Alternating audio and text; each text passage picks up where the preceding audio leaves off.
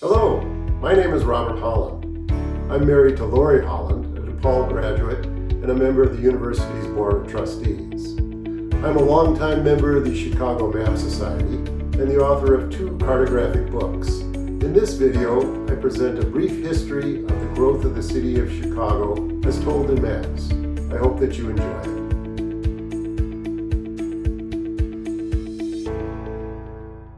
We begin with a beautiful retrospective map that presents a wealth of information about the town of Chicago in its early days.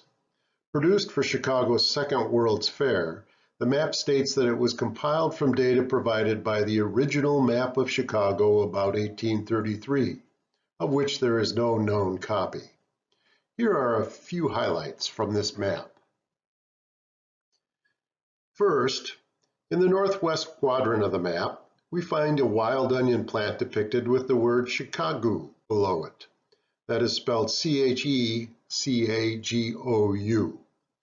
From the language of the local Miami Indians, this word is actually derived from a word used to refer to the wild garlic plant that was abundant along the banks of the Chicago River.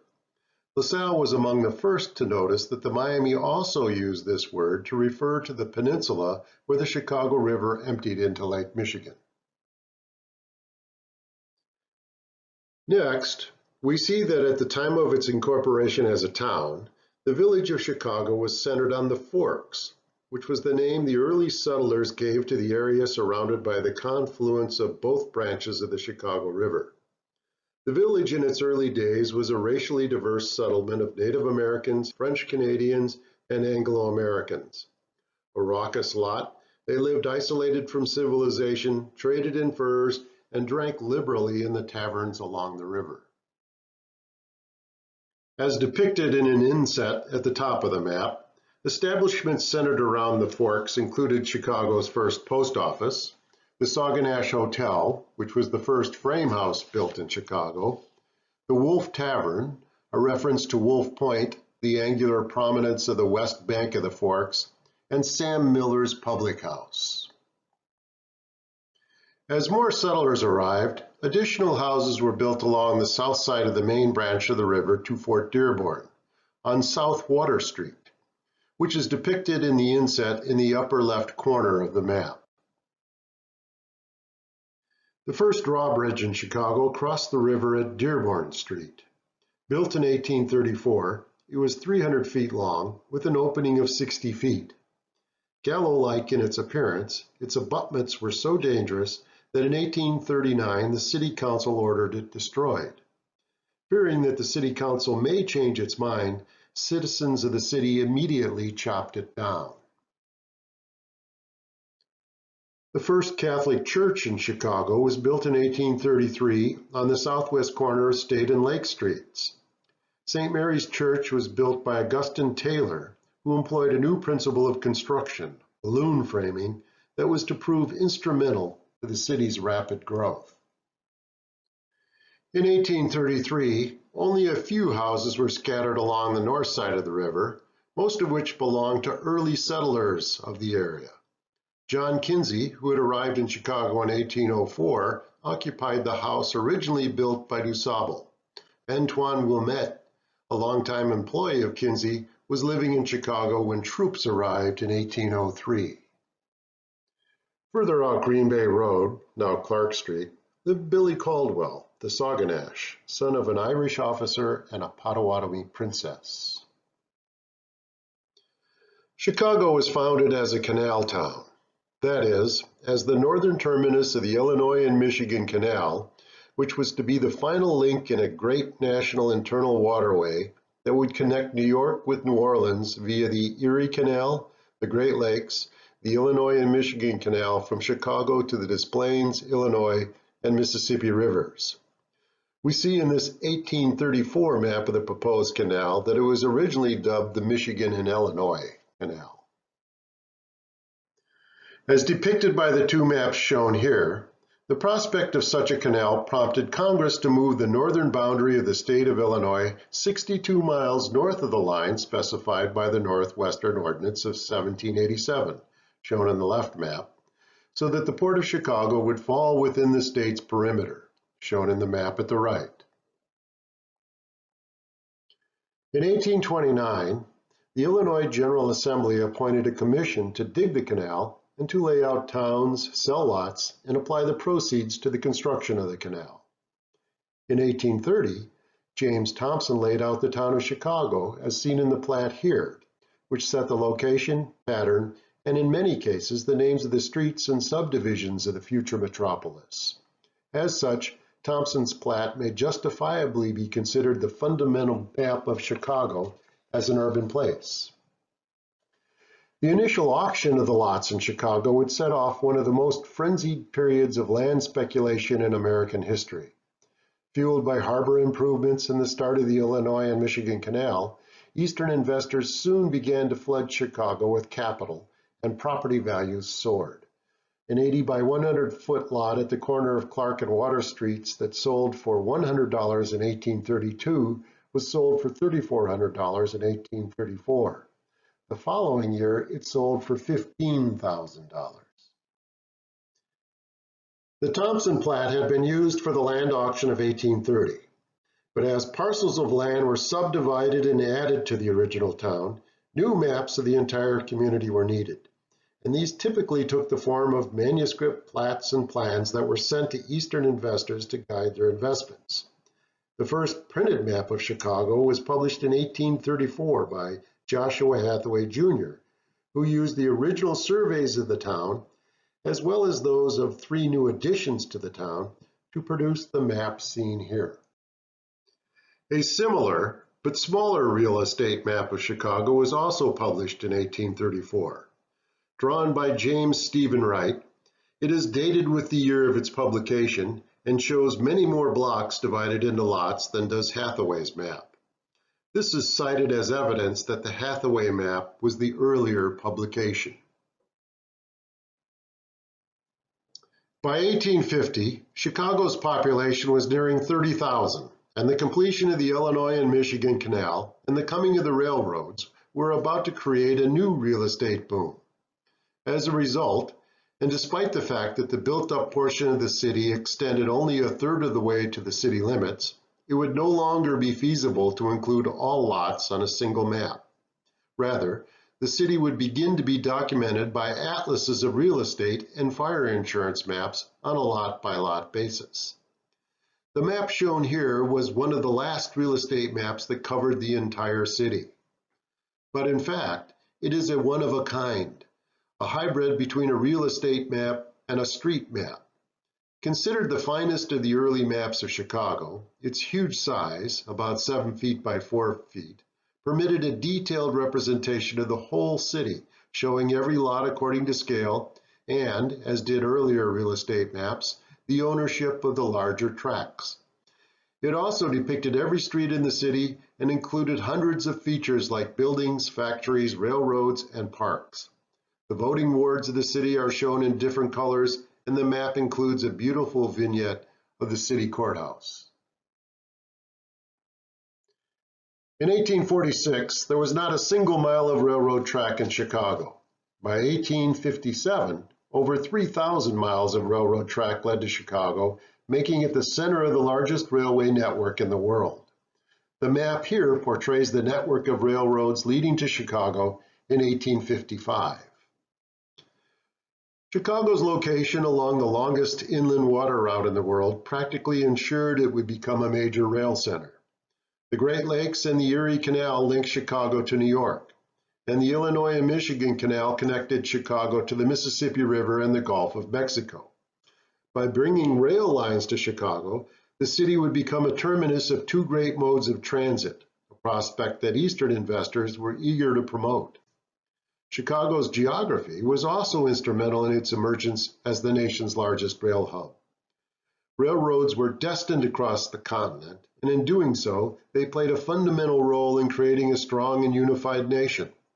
The railroads opened up the West and linked its development and destiny with the East.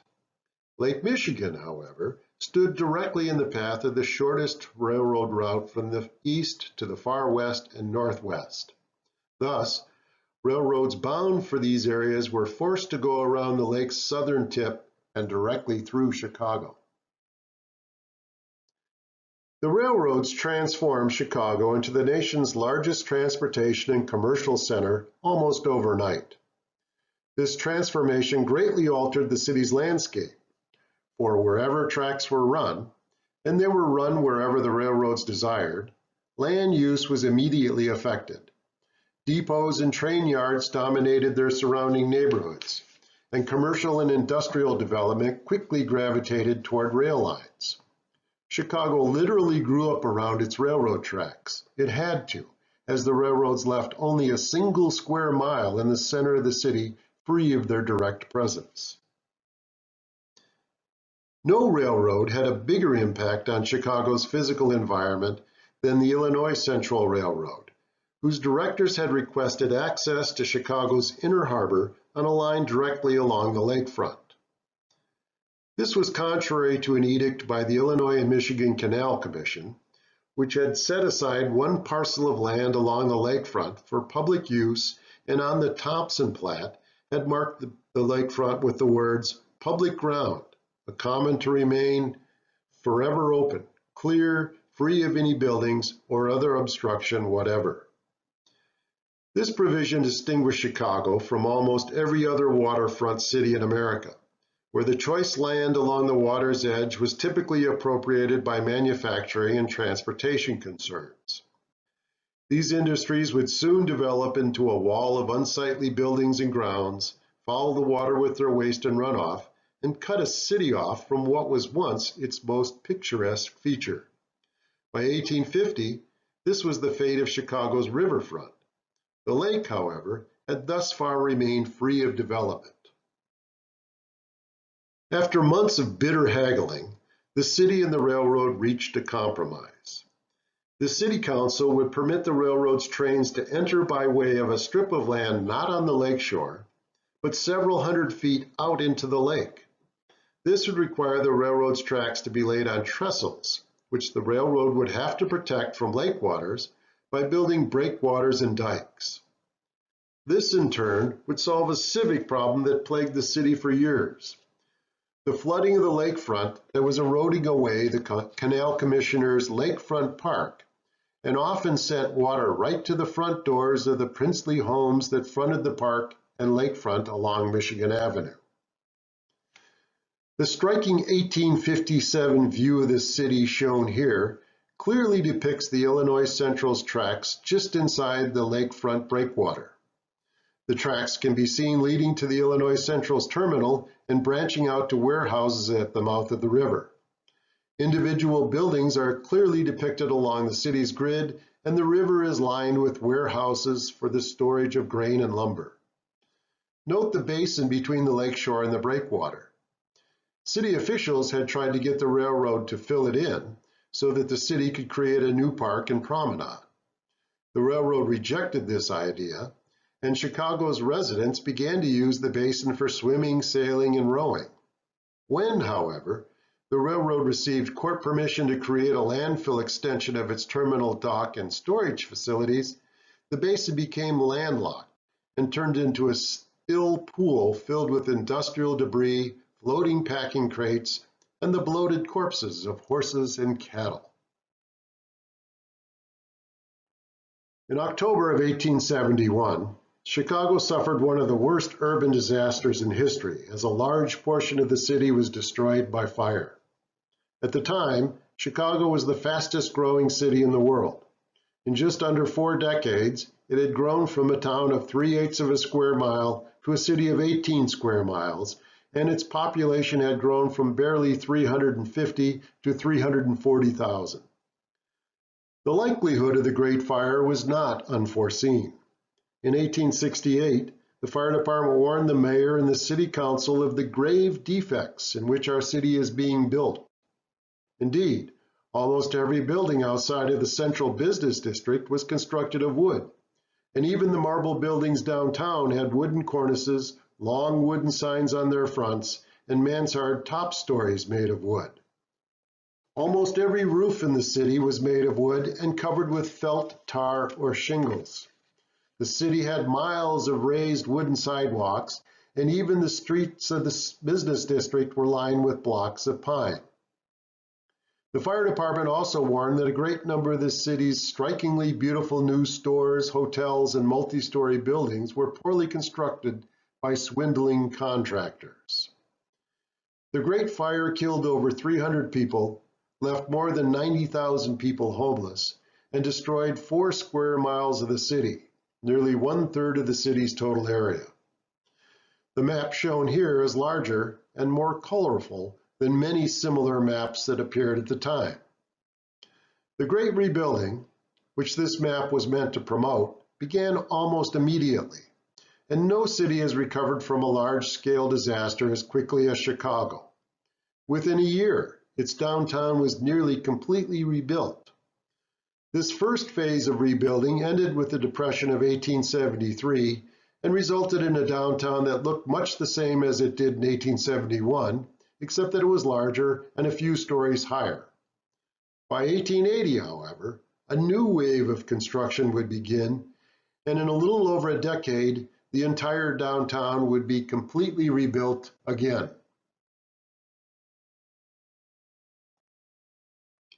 The second rebuilding of downtown Chicago resulted in a central business district that occupied an area more than twice as large as before the fire.